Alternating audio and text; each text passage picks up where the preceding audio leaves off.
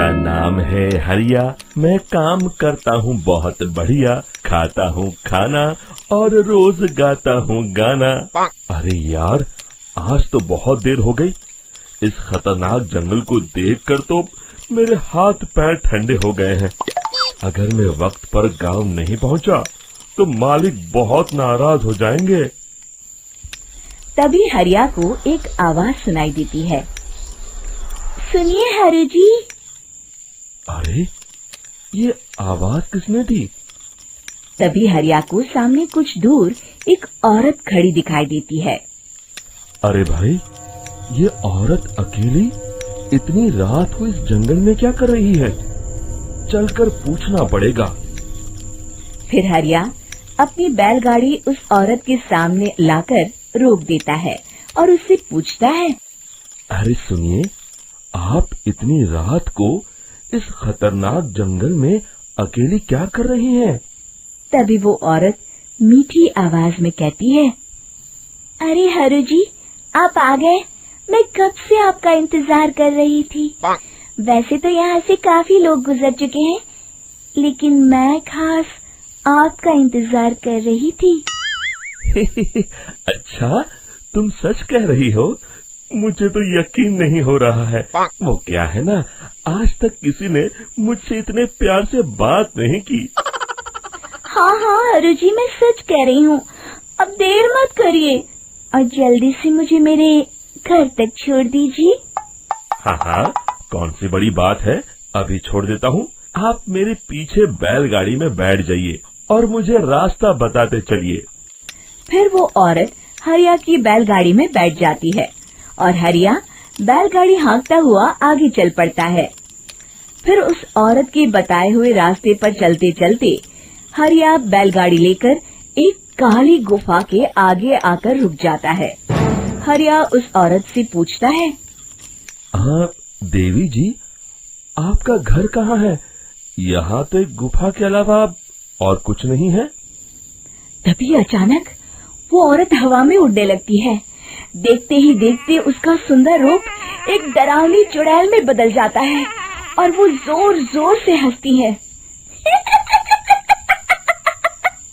अरे तू तो एक नंबर का बेवकूफ निकला।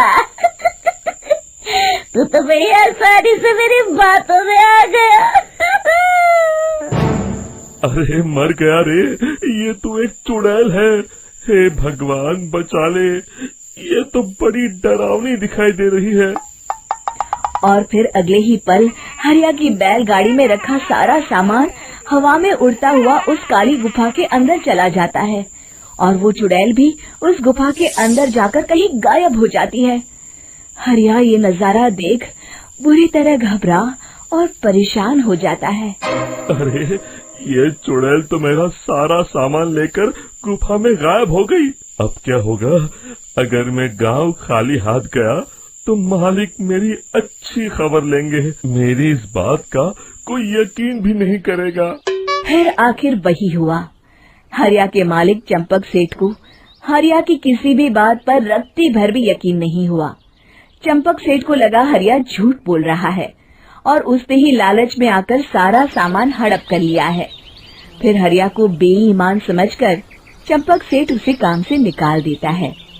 अगले दिन अपनी दुकान में परेशान बैठा चंपक सेठ गुस्से में बड़बड़ाता है। अरे, दुकान में तो सामान बिल्कुल भी नहीं है।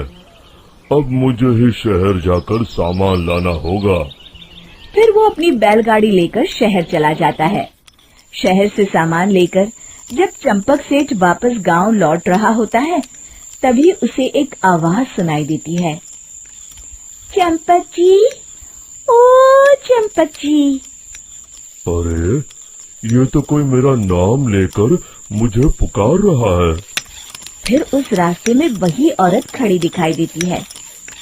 फिर क्या था, हरिया की तरह चंपक सेठ भी उस औरत के पास अपनी बैलगाड़ी लेकर जाता है और वो भी उसकी चिकनी चुपड़ी बातों के मुंह जाल में फंस जाता है। फिर चुड़ैल उसे भी अपनी गुफा तक ले जाती है और उसका सारा सामान लेकर गुफा में गायब हो जाती है। बेचारा चंपक सेठ लाचार होकर खाली हाथ गांव लौट आता है। फिर ये उस जंगल में रोज की बात हो जाती है। जो कोई भी शहर से कुछ लेकर गांव की तरफ लौटता, वो चुड़ैल उसे बेवकूफ बनाकर उसका सारा सामान लेकर गुफा में गायब हो जाती। एक दिन हरिया एक लकड़हारे को उसी जंगल की तरफ जाते हुए देखता है। फिर हरिया उसे रोकते हुए कहता है, अरे भाई, क्यों अपनी मौत को दावत दे रहे हो? मेरी बात मानो, आगे जंगल में मत जाओ, वहाँ एक बड़ी भयानक चुड़ैल रहती है। लकड़हारा हरिया की बातों को नजरअंदाज करते हुए कहता है, अरे भाई, मुझे पहले ही बहुत देर हो चुकी है, मुझे जाने दो भाई। शाम तक लकड़ियाँ काट कर शहर के बाजार में बेचना है। तुम अपनी ये कहानी किसी फुर्सत में बैठे इंसान को सुनाओ, मैं तो चला। इतना कहकर लकड़हारा वहाँ से आगे जंगल की तरफ चला जाता है। फिर अगले दिन गांव के मुखिया के घर के बाहर बहुत सारे लोग जमा हो जाते हैं। तभी हाथ में कुल्हाड़ी लिए खड़ा लकड़हारा कहता है, अरे मुखिया जी, अब आप ही हमें बचाइए उस जंगल वाली चुड़ैल से। हमारा सारा काम तो शहर से ही होता है। अरे मुखिया जी, उस चुड़ैल की वजह से तो मैं पूरी तरह बर्बाद हो गया हूँ। हम सबको मिलकर उस चुड़ैल का कोई इलाज करना पड़ेगा। तभी भीड़ में खड़ा वीरा कहता है, आप लोग चिंता मत करिए, कल से वो चुड़ैल किसी को नहीं लूट पाएगी। मेरे पास एक बहुत अच्छी तरकीब है। तभी चंपक सेठ उसका मजाक उड़ाते हुए कहता है, अरे तेरा नाम वीरा है तो क्या हुआ? तूने अभी उस चुड़ैल को देखा नहीं है? जाकर अपना काम कर, बड़ा आया। तब मुखिया जी कहते हैं, नहीं नहीं चंपक सेठ, मुझे लगता है हमें इस लड़के को एक मौका देना चाहिए। फिर सभी गांव वाले मुखिया जी की बातों से सहमत हो जाते हैं और वीरा शाम को एक बैलगाड़ी में कुछ सामान लादकर उस जंगल की ओर चल देता है। वीरा, ओ वीरा, कहाँ जा रहा है? तभी वीरा मुड़ के देखता है, वही चुड़ैल एक औरत के रूप में खड़ी है। अरे बहन जी, मैं आपको ही ढूंढ रहा था। देखिए, मैं आपके लिए क्या लाया हूँ। अरे वाह, तो खुद मेरे लिए इतना सामान लाया है। तू ही अकेला गांव में समझदार है। जरा देखो, मैं भी खोल के, बड़े भूख लगी है।